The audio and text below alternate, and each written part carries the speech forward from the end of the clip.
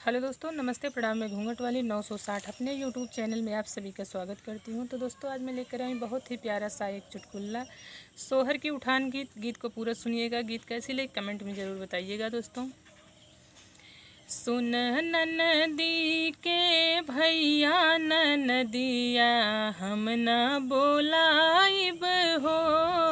सुन ननदी के भैया ननदिया हम न बोलाइब हो। सासू जी आई है नेग कुछ लई है। सासू जी आई है नेग कुछ लई है।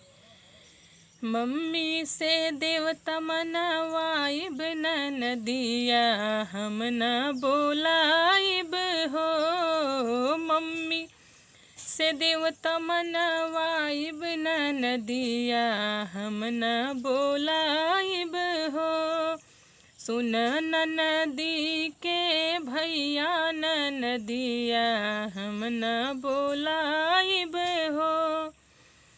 जठनी जी आई है तनेग कुछ लई है। जठनी जी आई है तनेग कुछ लई है। भाभी से पिपली पिसवाइब ननदिया हम न बोलाइब हो। भाभी से पिपली पिसवाइब ननदिया हम न बोलाइब हो।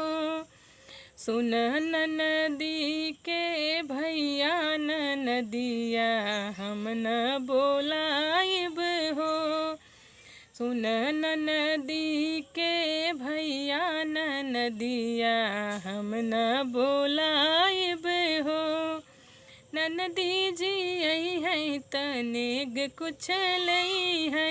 ननदी जी आई है तनेग कुछ लई है।